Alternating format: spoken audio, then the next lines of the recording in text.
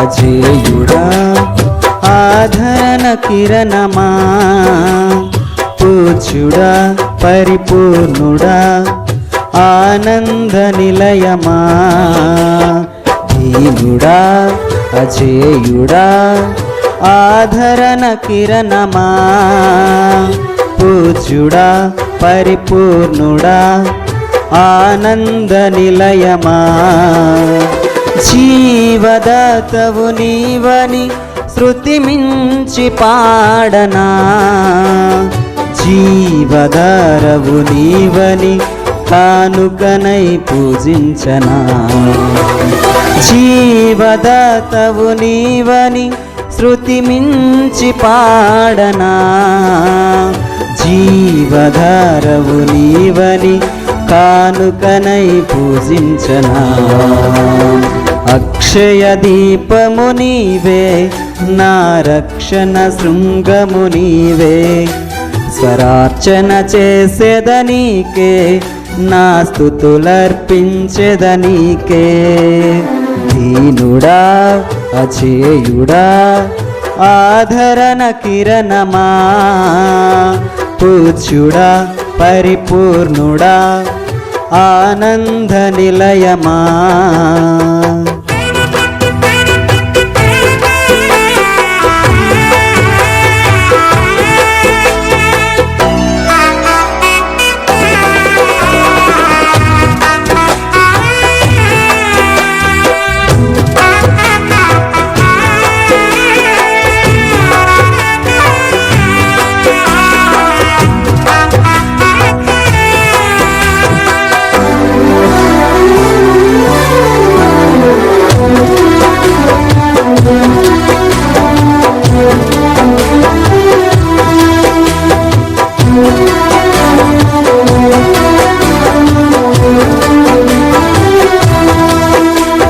సమ్మతి లేని సుడిగుండాలే ఆవరించగా గమనము లేని పోరాటాలే తరుముచుండగా నిరుపేదనైన నా ఎడల సందేహమేమి లేకుండా హేతువేలేని ప్రేమ చూపించి సిలువ చాటునే దాచావు హేతువేలేని ప్రేమ చూపించి సిలువ చాటునే దాచావు సంతోషము నీవే అమృత సంగీతము నీవే స్తుతి మాలిక నీకే వజ్ర సంకల్పము నీవే దీనుడా అజేయుడా ఆధరణ కిరణమా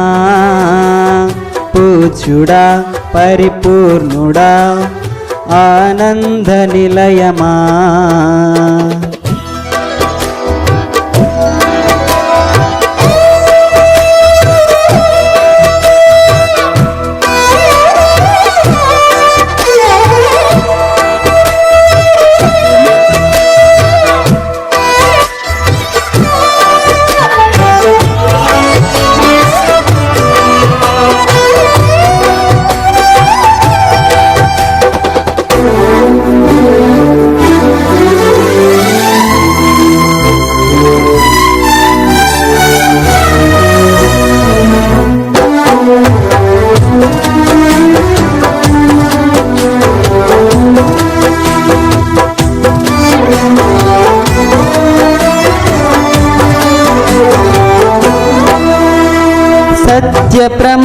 చిత్తము నెరవేర్చుటకే మార్గదర్శివై నిత్య నిబంధన నాతో చేసిన సత్యవంతుడా, విరిగి నలిగిన మనసుతో హృదయార్చనే చేసేదా.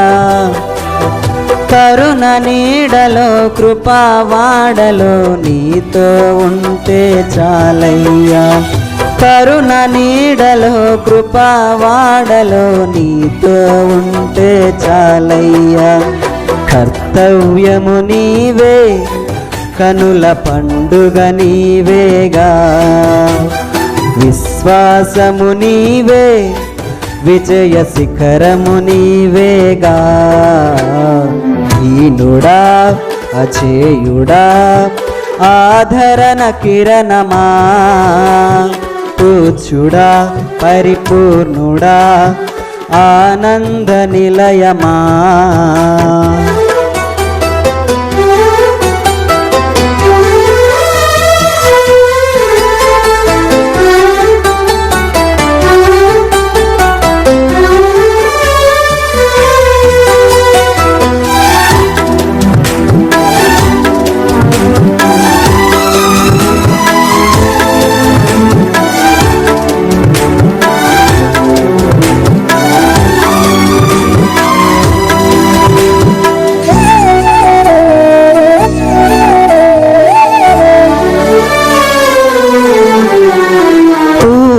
కందని ఉన్నతమైనది దివ్య నగరమే, స్ఫటికము పోలిన సుందరమైనది నీ రాజ్యమే. ఆ నగరమే లక్ష్యమై మహిమాత్మతో నింపినావు. అమరలోకాన నీ సన్నిధిలో క్రొత్త కీర్తనే పాడెదను. అమరలోకాన నీ సన్నిధిలో క్రొత్త కీర్తనే పాడెదను. ఉత్సాహము నీవే, నయనోత్సవం నీవేగా. ఉల్లాసము నీలో, ఊహల పల్లకి నీవేగా. దీనుడా అచేయుడా, ఆదరణ కిరణమా, పూజ్యుడా పరిపూర్ణుడా, ఆనంద నిలయమా.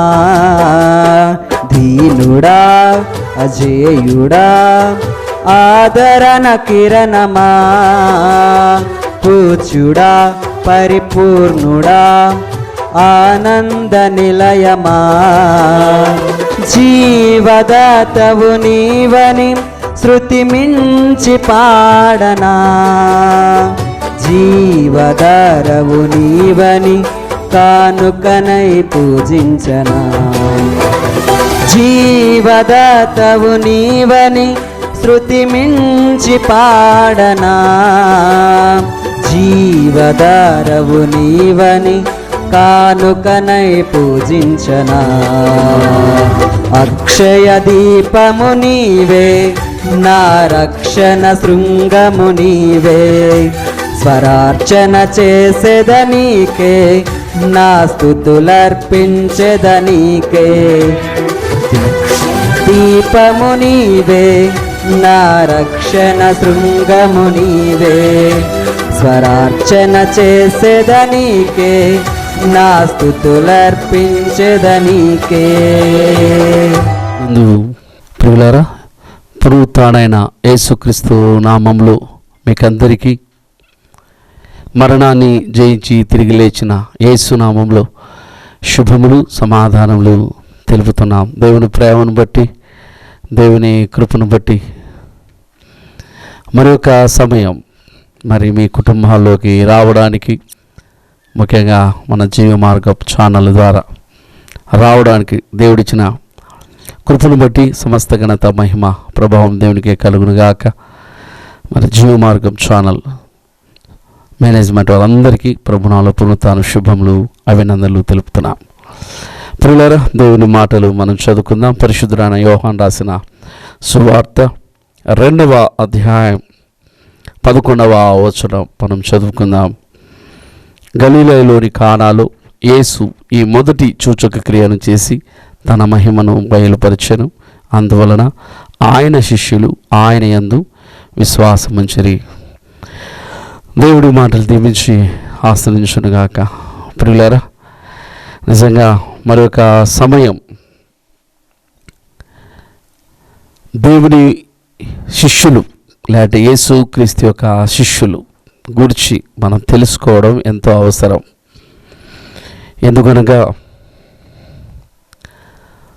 ప్రతి ఒక్కరి జీవితంలో విశ్వాసము అనేది ఎంతో అవసరం, ముఖ్యంగా క్రైస్తవులుగా. అయితే యేసు క్రీస్తు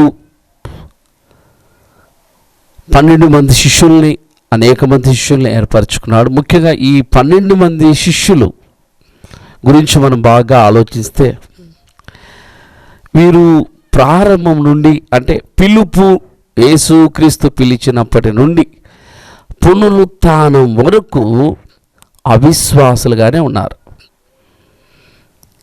మనం బాగా ఈ 4 సువార్తలను, మత్తయి సువార్త, పరిశుద్ధ మత్తయి రాసిన సువార్త, పరిశుద్ధుడైన మార్కు రాసిన సువార్త, పరిశుద్ధుడైన లూకా రాసిన సువార్త, పరిశుద్ధుడైన యోహాను రాసిన సువార్తని 4 సువార్తలను బాగా గమనిస్తే వాళ్ళు ప్రారంభం నుంచి పునరుత్థానం వరకు చాలా అవిశ్వాసంలో ఉన్నారు. ఎంత అవిశ్వాసం అంటే యేసుక్రీస్తు కూడా అప్పుడప్పుడు వారిని అల్ప విశ్వాసులారా అని గద్దించేవాడు. అల్ప విశ్వాసులారంటే తక్కువ విశ్వాసం కలిగి ఉన్నాడు. సరే, యేసుక్రీస్తు ఎందుకన్నాడు, ఏం గత అనేది వాళ్ళ పరిస్థితిని బాగా అర్థం చేసుకున్నాడు కాబట్టి మనకు తెలుస్తుంది. ఇంతవరకు ప్రారంభం నుంచి యేసుక్రీస్తు వారిని ఏర్పరచుకోవడంలో ఒక గొప్ప తలాంతులు గల వారిని ఏర్పరచుకోలేదు. అయితే వారు కష్టపడి పనిచేసే మనస్తత్వం ఉంది, పని చేసుకుంటారు, అదంతా ఉంది. అయితే విశ్వాసం మాత్రం ఏమీ కనిపించలేదు. మరి యేసుక్రీస్తు కూడా వారిని ఏర్పరచుకునేటప్పుడు వాళ్ళలో ఏం చూసి ఏర్పరచుకున్నాడో మనకు తెలియదు. కానీ అయితే వాక్యం మనం చూస్తున్నాం. పరిశుద్ధుడైన యోహాను రాసిన సువార్త 2వ అధ్యాయము 11వ వచనం చూస్తున్నాము. గలిలయలోని కానాలో యేసు ఈ మొదటి సూచక్రియలు చేసి తన మహిమను బయలుపరచెను. అందువలన ఆయన శిష్యులు ఆయన యందు విశ్వాసముంచిరి. అందువలన ఆయన శిష్యులు ఆయన యందు విశ్వాసముంచిరి. అందువలన ఆయన శిష్యులు ఆయన యందు విశ్వాసముంచారు. ఎప్పుడు? కానాను అనే స్థలంలో దేవుడు మొట్టమొదట నీళ్లను ద్రాక్షారసంగా మార్చినప్పుడు అప్పుడు అది చూసి యేసుక్రీస్తునందు నమ్మకం పెట్టుకున్నారు. ఎవరు? శిష్యులు. అంటే అంతవరకు శిష్యులు యేసుక్రీస్తు దగ్గరే ఉన్నారు. మొట్టమొదటి సూచక్రియను చూసినారు, ఆయన యందు విశ్వాసం పెంచుకున్నారు. అంతవరకు అన్నిట్లో ఆయన పాల్గొంటూనే వెళ్ళిపోతున్నారు. చూడండి, యేసుక్రీస్తు వారిలో ఏ గొప్పతనము లేకపోతే ఏదో చూడాలి, తెలుసుకోవాలి లేకపోతే అని వాళ్ళు ఏర్పరచుకోలేదు. వాళ్ళలో గొప్ప విషయం ఉందని సెలెక్ట్ చేసుకోలేదు. వారి విశ్వాసం ఎలా ఉంటుందంటే, పరిశుద్ధుడైన యోహాను రాసిన సువార్త మనం చూస్తాం ప్రియులారా. ఇదే 11వ అధ్యాయం 14వ వచనం చూస్తే, కావున యేసు లాజరు చనిపోయాను, మీరు నమ్మున్నట్లు నేను అక్కడ ఉండలేదని మీ నిమిత్తము సంతోషించుచున్నాను అంటున్నాడు. మీరు నమ్మున్నట్లు నేను అక్కడ ఉండలేదు అంటే యేసుక్రీస్తు అక్కడ ఉంటే లాజరు బాగుంటాడు. అందుకని వాళ్ళ కోసం యేసుక్రీస్తు రోగి అయిన లాజరు ఇంకా రోగి అయినాడు, చనిపోయినా కూడా ఇంకో 2 రోజులు ఉండి ఆగిపోయినాడు. ఎందుకంటే వీళ్ళ కోసం, వీళ్ళ నమ్మకాన్ని అభివృద్ధి చేయడానికి, వీరు నమ్మడానికి. అంటే ఒక గురువుగా యేసుక్రీస్తు శిష్యులకు నేర్పిస్తున్నాడు. ఎట్లా విశ్వాసంలో ఎదగాలి, ఎట్లా విశ్వాసంలో బలపడాలి, ఎట్లా విశ్వాసం పెంచుకోవాలి అనే విషయాలు ఇక్కడ యేసుక్రీస్తు శిష్యులకు నేర్పిస్తున్నాడు. వీళ్ళు ఎంత విశ్వాసంలో ఉన్నారంటే చాలా బలహీనంగా ఉన్నారు. ఏ గొప్ప తలాంతులు వీళ్ళలో ఉన్నట్లు మనకే కనిపించదు. అయితే కష్టపడే మనస్తత్వం ఉంది, బ్రతికే మనస్తత్వం ఉంది. అయితే విశ్వాసం విషయంలో మాత్రము ఈ శిష్యులో ఏ గొప్పతనము మనకు కనిపించదు ప్రియులారా. మనం చూస్తే ఒకసారి పరిశుద్ధ మార్కు రాసిన సువార్త 4వ అధ్యాయం చదువుకుందాం మాట. పరిశుద్ధ మార్కు రాసిన సువార్త 4వ అధ్యాయం 40వ వచనం చూస్తే 4వ అధ్యాయం 40వ వచనం. అప్పుడు ఆయన, మీరెందుకు భయపడుచున్నారు? మీరు ఇంకనూ నమ్మిక లేక ఉన్నారా అని వారితో చెప్పాను. వారు బిక్కిలి భయపడి, ఈయన ఎవరో, గాలియు సముద్రమును ఈయనకు లోబడుచున్నామని ఒకరితో ఒకడు చెప్పుకున్నది. ఇంతకు ఇక్కడేం జరుగుతుంది సన్నివేశం అంటే, యేసుక్రీస్తు శిష్యులు పడవలో వెళ్తున్నారు సముద్రంలో. ఆ సమయంలో గాలి తుఫాను వచ్చింది. గాలి తుఫాను వచ్చినప్పుడు ఏం జరిగింది అక్కడ అంటే, పెద్ద గాలి తుఫాను వచ్చినప్పుడు వీళ్ళంతా శిష్యులపై యేసుక్రీస్తుని లేపారు. లేపిన తర్వాత యేసుక్రీస్తు ఆ గాలిని తుఫాన్ని గద్దించాడు. అది అణిగిపోయింది, నిమ్మలమైపోయింది. అప్పుడు ఈ శిష్యులు మాట్లాడుకుంటున్నారు. ఏమని మాట్లాడుతున్నారు అంటే, వారు మిక్కిలి భయపడి, ఈయన ఎవరో. ఏంటండి మాట? దగ్గర ఉన్న శిష్యులకి అర్థం కాలే యేసుక్రీస్తు యొక్క గొప్పతనం. యేసుక్రీస్తు మనం చాలాసార్లు అనుకుంటాం, పిలవడంలోనే ఆయన గొప్ప వాళ్ళని పిలుస్తాడు, నమ్మకమైన వాళ్ళని పిలుస్తాడు, భక్తి పరులను పిలుస్తాడు అని మనం అనుకుంటుంటాం. కాదు ప్రియులారా, యేసుక్రీస్తు పాపులకు రక్షకుడు. ఆయన వచ్చింది ఎవరి కోసం వచ్చాడంటే పాపుల కోసం వచ్చాడు. అంటే చెడ్డవారిని మంచి వాళ్ళుగా చేయడానికి వచ్చాడు. అది మంచిగా మార్చి వారిని సమాజానికి, సంఘానికి క్షేమకరంగా మార్చడానికి యేసుక్రీస్తు ఈ లోకంలోనికి వచ్చాడు. కాబట్టి శిష్యులలో కష్టపడే మనస్తత్వం ఉంది, కానీ విశ్వాసం అంతగా లేదు. అందుకే వారిని మాటి మాటికి అప్పుడప్పుడు గద్దిస్తున్నాడు. అల్ప విశ్వాసులారా, అల్ప విశ్వాసులారా, అల్ప విశ్వాసులారా అని. మనం చూస్తున్నాం ఈ సముద్రంలో వీళ్ళు వెళుతున్నా కూడా ఏ గొప్పతనం ఏం కనిపించలా. మాట్లాడుతున్నారు యేసుక్రీస్తు గురించి. ఎవరైనా అసలు ఈయన ఎవరో అంటే, దగ్గరున్న శిష్యులకే యేసు యొక్క శక్తి తెలియదు, యేసు యొక్క గొప్పతనం తెలియదు, యేసు యొక్క ఆధిక్యత ఏదైతే ఉందో, మహోన్నత ఒక గొప్ప స్థానం తెలుసుకోలేకపోయారు. అప్పుడే కాదండి, పునరుత్థానం వరకు తెలుసుకోలేదు. నిజంగా ఇది బాధాకరం. మనం వినబోతున్నాం ఈ వాక్యాలన్నీ.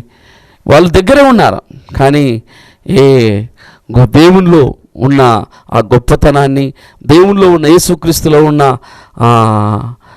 స్థిరమైన లేకపోతే మహోన్నతమైన ఏమంటారంటే ఆత్మీయతను, లేకపోతే అత్యధికమైన స్థానాన్ని, సర్వాధికారి ఆధిపత్యాన్ని అర్థమే చేసుకోలేదు. మామూలుగా వెళ్ళిపోతున్నారు. ఈయన కూడా మాదిరి ఒక మనిషి, ఒక మనిషి అని మామూలుగా వాళ్ళు వెళ్ళిపోతున్నారు. మనం చూస్తున్నాం ప్రియులారా, ఇక్కడ యోహాను సువార్త 16వ అధ్యాయం 30వ వచనం మనం మాట గమనిస్తాం. వీళ్ళ పరిస్థితి ఎలా ఉంది అంటే, యోహాను సువార్త 16వ అధ్యాయం 30వ వచనం, దేవుని యొద్ద నుండి నీవు బయలుదేరి వచ్చితవని దీని వలన నమ్ముచున్నామని చెప్పగా. 31వ వచనం, యేసు వారిని చూచి, మీరిప్పుడు నమ్ముచున్నారా? ఇదేం జరుగుతుందో తెలుసా? యేసుక్రీస్తు చివరి సమయంలో మరణానికి వెళ్ళేటప్పుడు దాదాపు యోహాను సువార్తలో 13వ అధ్యాయం నుంచి చాలా విషయాలు శిష్యులకు నేర్పిస్తున్నాడు. అయ్యా, నేను ఇంకా వెళ్ళిపోతున్నాను, నేను ఇంకా చంపబడిపోతున్నాను, సమాధి చేయబడతా, తిరిగి లేస్తా, కాబట్టి మీరు ఇలా జాగ్రత్త ఉండండి, మీ ఆరోగ్యాలు జాగ్రత్త, హృదయాన్ని కలవర పెట్టుకోవద్దు, చాలా విషయాలు చెబుతూ వెళ్ళిపోతున్నాడు. ఇట్లా ఆత్మీయ విషయాలు చెబుతూ ఉంటే అందులో కొన్ని విషయాలు మాట్లాడినప్పుడు ఇప్పుడు శిష్యులు అంటారు, మరి 16వ అధ్యాయం యోహాను సువార్త 30వ వచనంలో, దేవుని యొద్ద నుండి నువ్వు బయలుదేరి వచ్చితవని దీని వలన నమ్ముచున్నాము అంటున్నారు. అంటే ఇప్పుడు నమ్ముతున్నాం నిన్ను. ఆలోచించండి, 3.5 సంవత్సరాలు ట్రైనింగ్ ఇచ్చాడు యేసుక్రీస్తు. చనిపోయేటప్పుడు నమ్మినాము అన్నారు. సరే, యేసుక్రీస్తు కూడా ఏమంటాడంటే 31వ వచనంలో, యేసు వారిని చూసి, మీరు ఇప్పుడు నమ్ముతున్నారా? ఇంకా ఎంత అమాయకత్వం చూడండి. యేసుక్రీస్తు వాళ్ళని భరిస్తూ ఉన్నాడు. ఆనాడు వాళ్ళే కాదు ప్రియులారా, మనల్ని కూడా యేసుక్రీస్తు భరిస్తూ ఉన్నాడు. ఎన్నోసార్లు మనం పడిపోతున్నాము, లేస్తున్నాము, బలహీనమవుతున్నాము, బలపడుతున్నాము. అనేక సార్లు మనల్ని మనమే తిట్టుకుంటున్నాం, పడిపోతున్నాం, లేస్తున్నాం. నిజంగా యేసుక్రీస్తుని వాళ్ళకి ఎన్నిసార్లు మనల్ని అల్పవిశ్వాసులారా అంటున్నాయేమో. దాదాపు 3.5 సంవత్సరాల్లోనే యేసుక్రీస్తు శిష్యులని అల్పవిశ్వాసులారా అని చాలాసార్లు గద్దించాడు. కాబట్టి మరి అంటున్నారు, మీరు ఇప్పుడు నమ్ముతున్నారా అంటే ఈ నమ్మడంలో కూడా వీళ్ళు ఎప్పుడు నమ్ముతున్నారంటే చూడండి, ఇదే యోహాను సువార్త 2వ అధ్యాయం 22వ వచనం, 2వ అధ్యాయం 22వ వచనం. ఆయన మృతులలో నుండి లేచిన తర్వాత ఆయన ఈ మాట చెప్పినని ఆయన శిష్యులు జ్ఞాపకం చేసుకొని లేఖనమును యేసు చెప్పిన మాటను నమ్మిరి. ఎప్పుడు నమ్ముతున్నారంట? పునరుత్థానం తర్వాత ఆయన చెప్పిన మాటల్ని నమ్ముతున్నారు వీళ్ళు. అంత గొప్ప శిష్యులు చూడండి వీళ్ళు. మనం అనుకుంటున్నాము చాలా బలవంతులు దేవుడు ఎన్నుకున్నాడు, తలాంతులు గలవారిని ఎన్నుకున్నాడు అనుకుంటున్నాము. కాదు ప్రియులారా, మనం బైబిల్ గ్రంథంలో బాగా గమనిస్తే విద్యలేని పామర్లు, నిజం చెప్పాలంటే తమ కుటుంబానికి తమ పనిపాట్లు చేసుకుంటూ సామాన్య మానవుల్ని దేవుడు ఏర్పరచుకొని వాళ్ళని ఎలా మార్చుకున్నాడంటే భూమిని తలకిందులుగా మార్చేవారిగా మార్చుకున్నాడు. కారణం ఏంటంటే యేసు యొక్క శక్తి అదే. మనం చూస్తాం, ఎవరైనా స్కూల్ కానీ కాలేజీలు కానీ ఆఫీసెస్ కానీ డిపార్ట్మెంట్స్ కానీ చూడండి, మంచి మంచి గొప్ప వాళ్ళని సెలెక్ట్ చేసుకుంటారు. ఎందుకు అంటే వాళ్ళ ద్వారా వాళ్ళ సంస్థలు, వాళ్ళ కాలేజెస్, వాళ్ళ స్కూల్స్ గొప్ప పేర్లు తీసుకొని రావడానికి.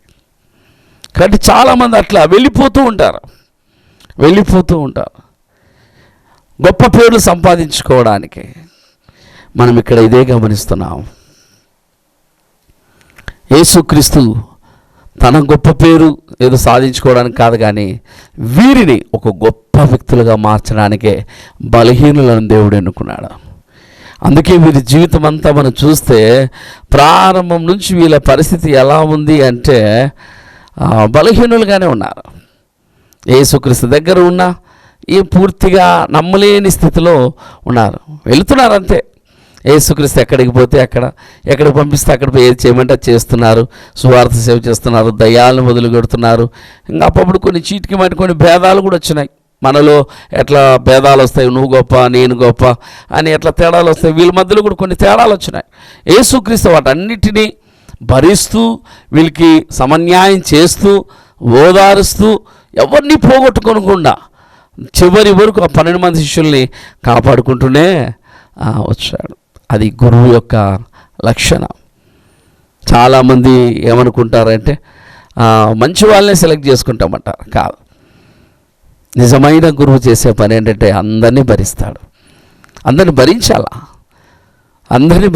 ఈరోజు మనం ఈ స్థితిలో ఉన్నాము అంటే మనల్ని మన పెద్దవాళ్ళు, మన గురువులు ఎంత భరించారో, మన ఒత్తిడి, మన పొగరు, లేకపోతే మన వల్ల ఎంత విసిగి నలిగిపోయారో వాళ్ళు.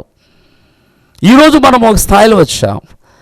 ఈరోజు మన కింద ఉన్న వాళ్ళని మనం ఎట్లా అంటే విసుక్కోకూడదు, బలహీనపరచకూడదు, వాళ్ళని ఇంకా బలహీనం చేయకూడదు, తక్కువ చేసి మాట్లాడకూడదు, తీసిపారేయకూడదు. వాళ్ళని కూడా గురువు స్థానంలోకి తీసుకొని రావడానికి సకల విధాల మనం ప్రయత్నాలు చేయాలి. యేసుక్రీస్తు శిష్యులను గొప్పవారిగా మార్చడానికి కారణం ఏంటి అంటే వాళ్ళలో ఉన్న గొప్పది చూసి తలాంతులు చూసి వారిని సెలెక్ట్ చేయలేదు, కానీ అవిధేయులు లేకపోతే అల్ప విశ్వాసుల్ని తీసుకొని వచ్చి బలమైన విశ్వాసులుగా మార్చాడు. ప్రియులారా, మరి ఈ సమయంలో మనం ఈ మాటలు మనం వింటున్నామంటే అది కేవలం దేవుని కృప. దేవుడు గొప్పవారిని సెలెక్ట్ చేసుకోలేదు, తన సేవ కోసం బలహీనులను సెలెక్ట్ చేసుకున్నాడు, గొప్పవారినిగా మార్చుకున్నాడు. సరే, ఇంతకీ వీళ్ళు ఎంతవరకు బలహీనంగా ఉన్నారంటే ప్రియులారా, చాలా వరకు బలహీనంగా ఉన్నారు. చాలా వరకు. యేసుక్రీస్తు తిరిగి లేచాడు అని మగ్ధలేని మరియ చెప్పితే కానీ నమ్మలేదు. మామూలుగా అయితే ఎవరు చెప్పాలా? శిష్యులు ఉన్నారు కాబట్టి శిష్యులు మొదట వెళ్ళి చెప్పాలా, శిష్యులు వెళ్ళాల, ప్రపంచానికి తెలియజేయాల. కానీ ఇక్కడ మనం చూస్తున్నాం ఒక స్త్రీ, ముఖ్యంగా మగ్ధలేని మరియ వచ్చి చెబితే అది కూడా ఆమె మాటలు ఎలా ఉన్నాయంట జస్ట్ వింటున్నారు. చూడండి త్వరగా పరిశుద్ధుడైన మార్కు రాసిన సువార్త, పరిశుద్ధుడైన మార్కు రాసిన సువార్త మనం చూస్తాం. 16వ అధ్యాయం చూస్తే 9వ వచనం, ఆదివారం తెల్లవారినప్పుడు యేసు లేచి తాను 7 దయ్యములను వెళ్ళగొట్టిన మగ్దలేని మరియకు మొదట కనపడెను. మగ్దలేని మరియకు మొట్టమొదట కనిపించాడు. ఇంతకీ ఈమె పరిస్థితి ఏంటి అంటే, ఈమె 7 దయ్యాలు పట్టిన స్త్రీ. ఈమె వచ్చి యేసుక్రీస్తు లేచాడు, మొట్టమొదటి ఈమెకే కనిపించాడు. ఇప్పుడు 10వ వచనం చూస్తాం, ఆయనతో ఉండిన వారు దుఃఖపడి ఏడ్చుచుండగా ఆమె వెళ్ళి ఆ సంగతి వారికి తెలియజేసెను. కానీ ఆయన బ్రతికి ఉన్నాడనియు ఆమెకు కనబడిననియు వారు విని నమ్మకపోయారు. సరే, మగ్దలే మరి కనిపించాడు. ఇప్పుడు ఈమె ఏం చేసింది? పోయి శిష్యులకు చెప్పేది. మొట్టమొదటి మామూలుగా అయితే శిష్యులు వెళ్ళి అందరికీ చెప్పాలి, యేసుక్రీస్తు మొట్టమొదటి శిష్యులకే కనిపించాలి. కానీ శిష్యులు కనిపించలే. ఇక్కడ మొట్టమొదటి మగ్దలేని మరియ. అంటే ఎవరు ఆసక్తి చూపిస్తే వాళ్ళకి, దేవుని ఎవరు పూర్తిగా విశ్వసిస్తే దేవుడు వాళ్ళ దగ్గరికి వస్తాడు. ఎవరు ఎక్కువ ప్రేమిస్తే వాళ్ళ దగ్గర ఉంటాడు. ఈమె అత్యధికంగా ప్రేమించింది, వెతికింది, ప్రయాసపడింది. నేను ఎత్తుకొని పోతాను, నా ప్రభు నాకు ఇవ్వండి అనింది. కాబట్టి ఆ ప్రేమామయుని మర్చిపోలేదు. ఎందుకంటే తన జీవితంలో 7 దయ్యాలు పట్టినప్పుడు నలిగిన స్థితి ఆమెది భరించలేని స్థితి, అవమానపు స్థితి. అట్లాంటి స్థాయిలో ఉంటే ఆమె వచ్చింది కాబట్టి ఆమె యేసు ప్రభుని మర్చిపోలేకపోతుంది. కాబట్టి ఈ విషయం వెళ్ళి శిష్యులకు చెప్తుంది.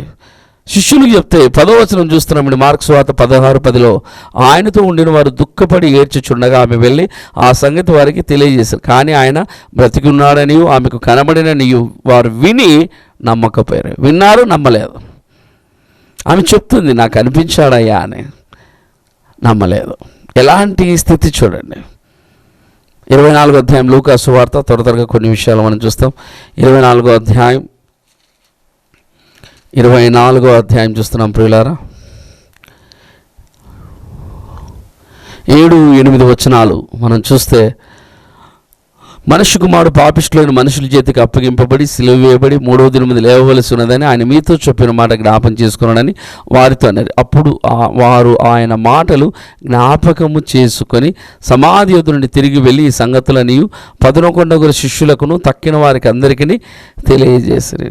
ఇక్కడ స్త్రీలు చూస్తున్నాం, వెళ్ళారు, దూతలు చెప్పిన మాటలు జ్ఞాపం చేసుకుని స్త్రీలు వెళ్ళి 11 శిష్యులకి తెలియజేస్తున్నారు, అయ్యా యేసుప్రభు తిరిగి లేచాడు. సరే, ఆ స్త్రీలు 11 మందికి చెప్తుంటే వీళ్ళు ఎలా ఉన్నారంటే 24వ అధ్యాయం 11వ వచనం మనం చూస్తున్నాము. అయితే వారి మాటలు వీరి దృష్టికి వెర్రి మాటలుగా కనబడిన కనుక వీరు వారి మాటలు నమ్మలేదు. యేసుప్రభు లేచాడని చెప్తుంటే స్త్రీలు, వీళ్ళు నమ్మలేదు. శిష్యులు నమ్మలేదండి. కాదు, వెర్రి మాటలుగా కనిపించాయట. ఎంత బుద్ధిహీనత చూడండి, వెర్రి మాటలుగా కనిపించాయి. అయితే పేతురు ఏం చేశాడంట, లేచి సమాధి దగ్గర పరిగెత్తిపోయినాడు. ఆ మాటలు విన్నప్పుడు పోయి సమాధి దగ్గర చూసినాడు. చూసి ఏం జరిగిందంట, అతడు జరిగిన దానిని గురించి ఆశ్చర్యపడుచు ఇంటికి వెళ్ళాడు. ఇంటికి వెళ్ళాడు. ఇంకేం పెద్దగా ఆలోచించలా. ఎట్లాంటి శిష్యులు ఏర్పరచుకున్నాడు చూడండి యేసుక్రీస్తు. ప్రారంభం నుంచి ముగింపు వరకు ఏ గొప్పతనము లేదు, ఏ గొప్ప తలాంతు లేదు. ఊరికి వెళ్ళిపోతుంది బండి, ఈయన కూడా వెళ్ళిపోతున్నాడు. మనం చూస్తున్నాం ప్రియులారా. సరే, మరి ఒక మాట కూడా గమనిస్తాం, వీళ్ళ పరిస్థితి ఎలా ఉంది అంటే, యోహాను సువార్త 20వ అధ్యాయంలో చూస్తే 20వ అధ్యాయం ప్రియులారా, 20వ అధ్యాయం 20వ వచనం, యోహాను సువార్త 20వ అధ్యాయం 20వ వచనం చూస్తే, వారికి తన చేతులను ప్రక్కన చూపగా శిష్యులు ప్రభువును చూచి సంతోషించిరి. ఆదివారం సాయంకాలం 3వ దినం యేసుక్రీస్తు వాళ్ళ మధ్యలోకి వచ్చినాడు. అంతా చూపిస్తున్నాడు, అంటే నమ్మడానికి, నేనేనయ్యా మీ గురువునని చెప్పడానికి వాళ్ళ మధ్యలోకి వచ్చి తన బాడీ అంతా చూపిస్తున్నాడు. హ్యాపీ అయినారు, సంతోషపడినారు. సరే, అంత తర్వాత ఏం జరిగింది? ఆ యేసుక్రీస్తు మొట్టమొదటి వస్తే భూతం అన్నారు. ఆలోచించండి పిల్లల, భూతం అన్నారు. సంతోషంతో వీళ్ళకు ఏం చేయాలో కూడా అర్థం కాల. మనం 24వ అధ్యాయం లూకాసు వార్తలో చదివితే భూతం అని అంటున్నారు కనిపించినప్పుడు. భూతమని అన్న వీరు యేసుప్రభు చూస్తున్నారు, సంతోషపడుతున్నారు, అంతే. ఇంక ఏం చేయాలో వాళ్ళకి అది అర్థం కాల. అది కూడా నమ్మల్లో లేదో కూడా వారికి అర్థము కాని స్థితిలోకి పోయినారు. మనం చూస్తాం వాళ్ళు ఎలా ఉన్నారంటే మార్కు సువార్త చూడండి 9వ అధ్యాయం మార్కు సువార్త 9వ అధ్యాయం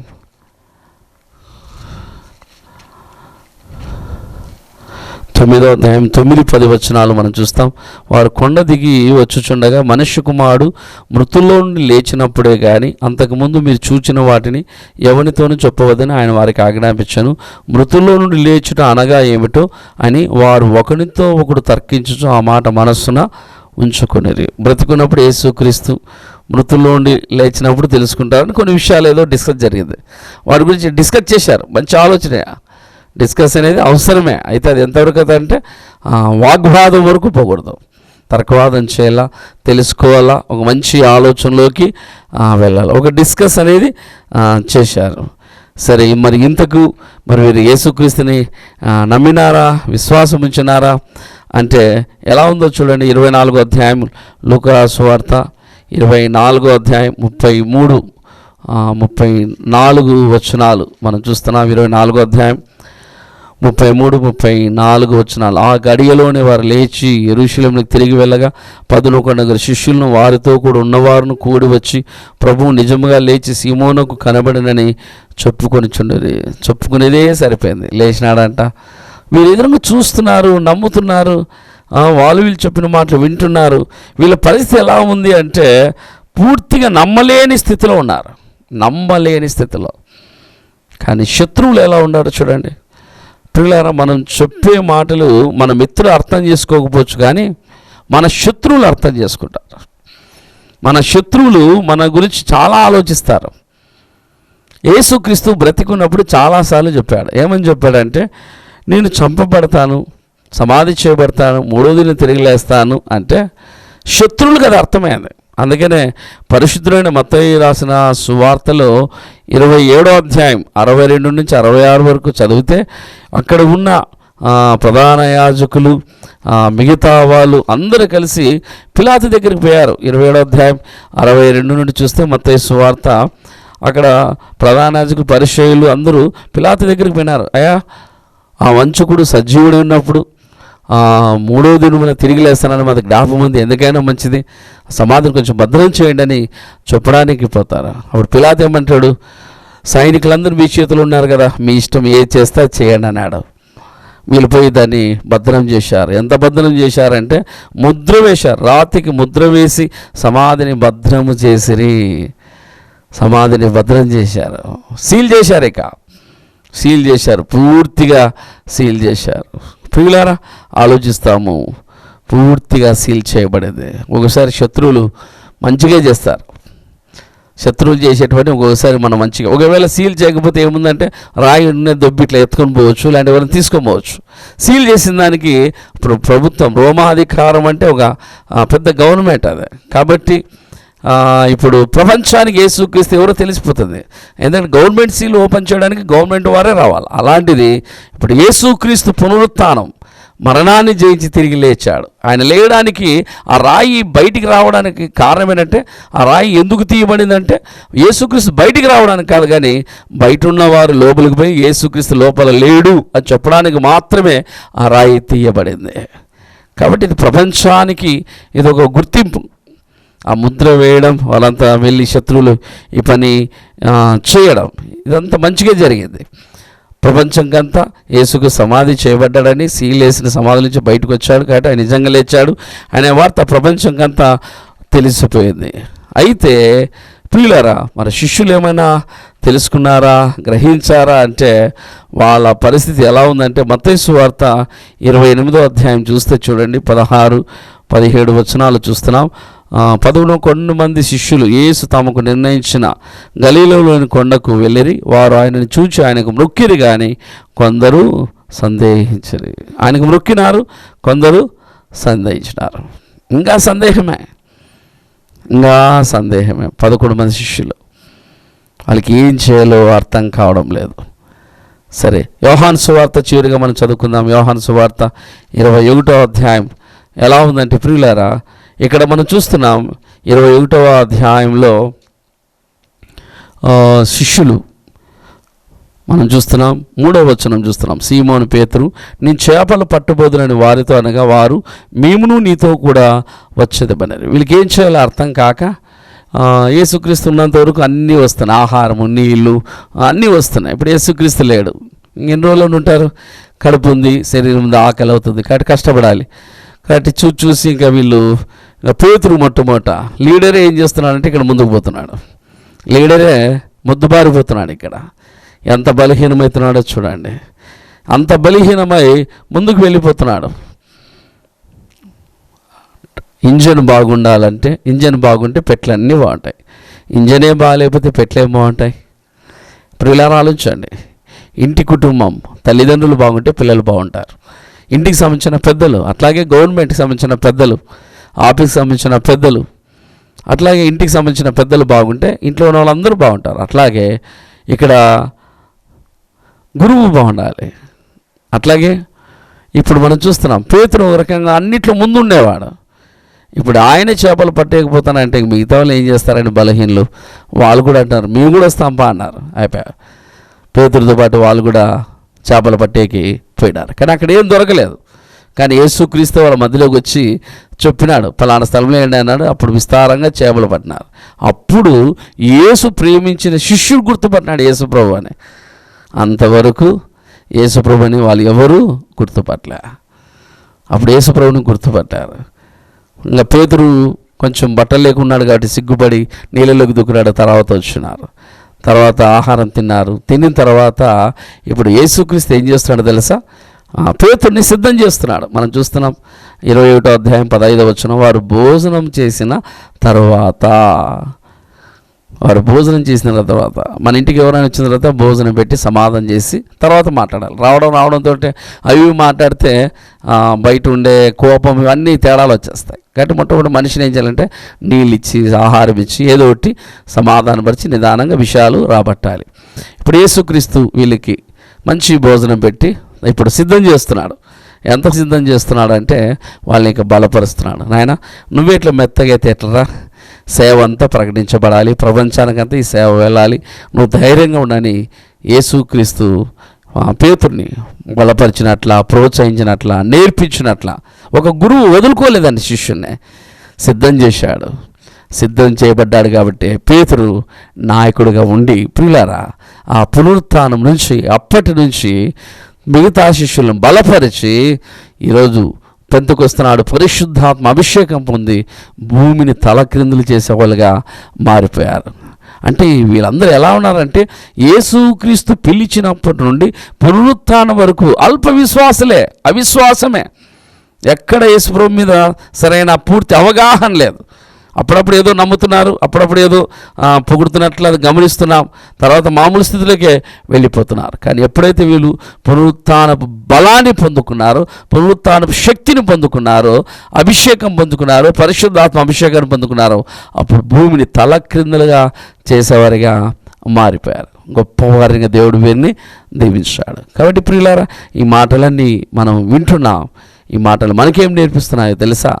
మన జీవితాల్లో కూడా దేవుడు అద్భుతాలు చేసే దేవుడు, ఆశ్చర్య కార్యాలు చేసే దేవుడు.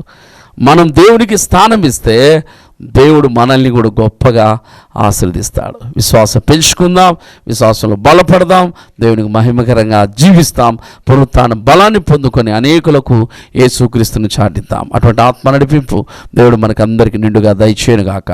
ఆమేన్. ప్రార్థన చేసుకుందాం. పరిశుద్ధుడా, మహోన్నతుడా, మీకు స్తోత్రాలు. ఈ పునరుత్థానము ప్రభువైన బలం, శక్తి అయ్యానైనా వింటున్న బిడ్డలందరి కుటుంబాలలో అనుగ్రహించండి.